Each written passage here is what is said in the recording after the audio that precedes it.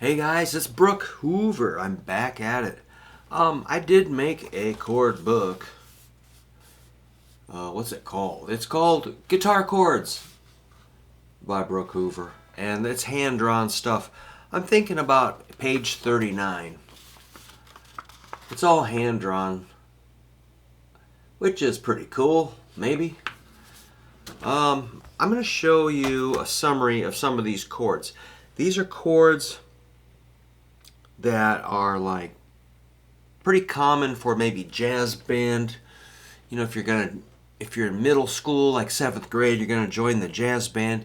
You need to know some of these shapes. And I tried to be in jazz band in high school. I did not know what a major 7th was, or an 11th, or a 13. I knew what a 9th and a minor 7th was, maybe a 6th and a 7th, but I didn't know about flatted 5s. Barely knew diminished, augmenteds, no. So this is something I drew out for my students. Let's start with a G major 7th.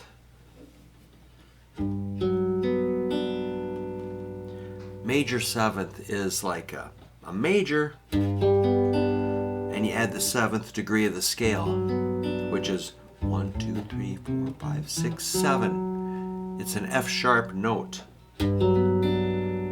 So a G major chord is G, B, and D. Here we got G, B, D, and the F sharp. So I call that major 7th kind of a flavor note, but we also call it an extension.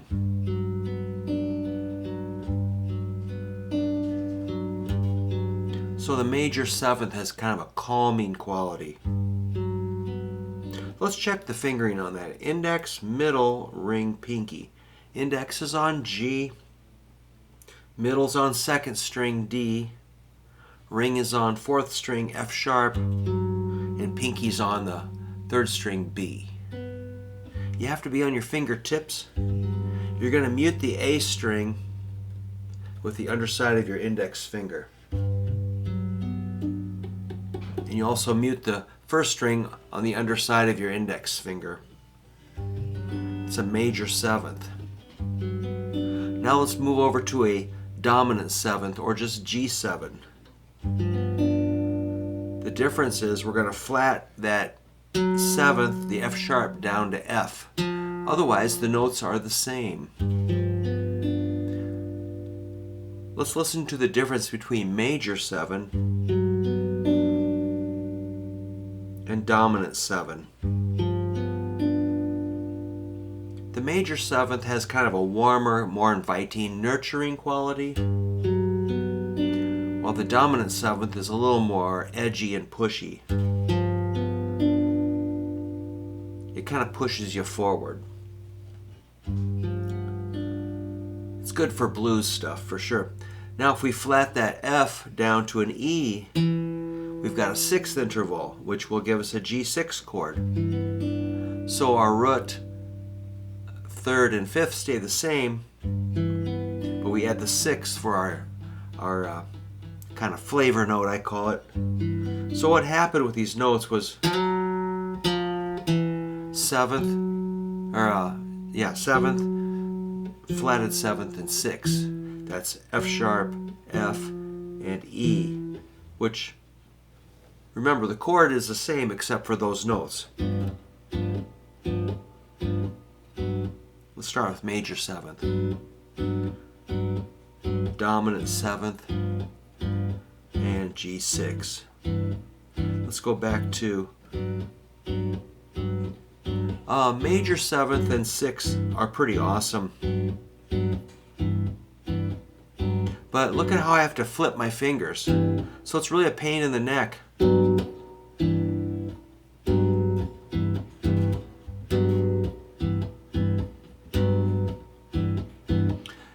Let's move it up to B flat and C. Yikes. It takes some practice. Up to D. Back to G. Alright, let's review. Major 7th, dominant 7th, and 6th. You're going to need some time to get your hand used to those moves because they're pretty weird. You have to change the other fingers even though they're playing the same notes. I didn't invent this, but this does work. Let's do a ninth chord like this. Oops, a G9. So here I've got a root, third, flatted seventh, and a ninth. So we're going to leave the fifth out. That's okay. So we got a G, B, F, A. G is the root, B is the third, F is the flatted seven, A is the ninth. Third string, second fret is your ninth interval. Here's a dominant seventh to a ninth. So ninths have kind of a smoky, kind of sophisticated, kind of a stoic, reserved, really cool sound. Sometimes it's hard to find words to explain these. Let's go to a minor 7. Check this out. This one's really easy. It's just your middle finger and ring finger. Middle finger's on the root, the G. Ring finger lays flat across the third fret on the fourth, third, and second strings. You're going to mute the fifth string. Just let it, the underside of your middle finger will touch it.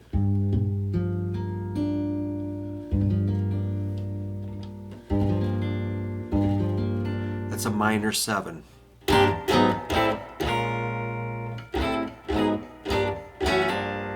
So get used to your minor 7th. So we've got major 7th, dominant 7th, 6th, 9th, and minor. Oh, the formula of a minor 7th's a root, a minor third, a fifth, and a flatted 7. So it's like that G7 and G9, only it's got a minor third, which makes it a minor chord.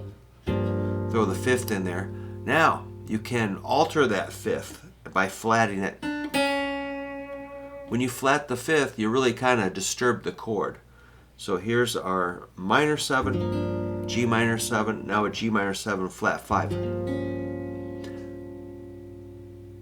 Those have an unusual kind of lost quality.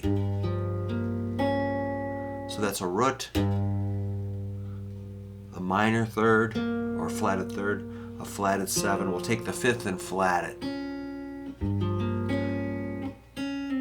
Maybe it's gonna go to a C major. Maybe that flatted fifth will go down. Anyway, it's trying to go somewhere like that. Cool.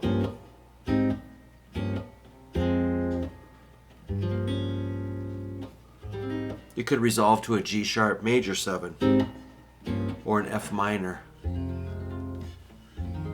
So that's a minor 7 flat 5.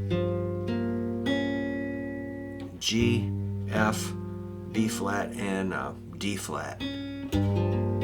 Let's do a G diminished. Wow, that sounds cool.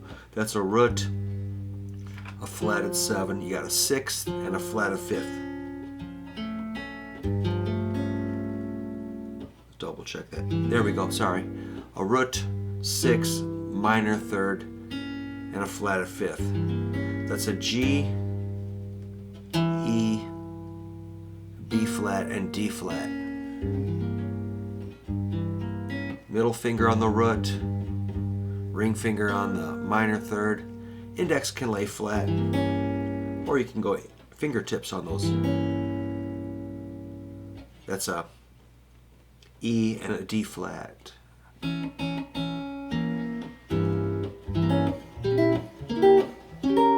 With those, you can slide them up. You can skip 2 frets. Oops, too much. Pretty cool.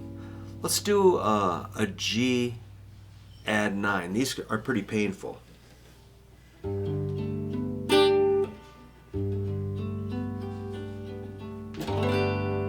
That's adding a 9th interval, which is A in G. If you go 1, 2, 3, 4, 5, 6, 7, 8, 9, It's a ninth. So we're adding a ninth to a G major chord. A is fourth string, 7th fret with your pinky, which this is going to disturb a lot of people, this amount of stretching necessary. I felt that pain.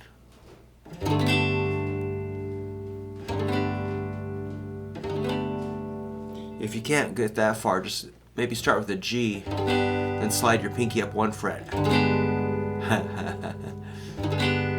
And 1 more fret.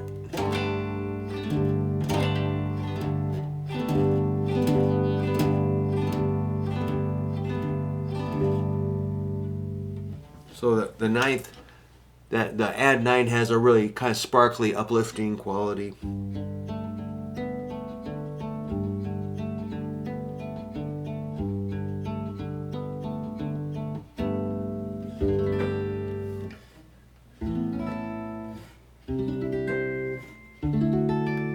Let's do a minor, a G minor add 9.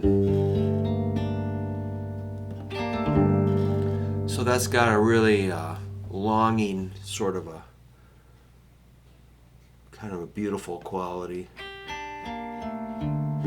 So we're just gonna add that ninth, 1, 2, 3, 4, 5, 6, 7, 8, 9, to a minor chord. There's a G minor, add that ninth. Got a G minor, add 9.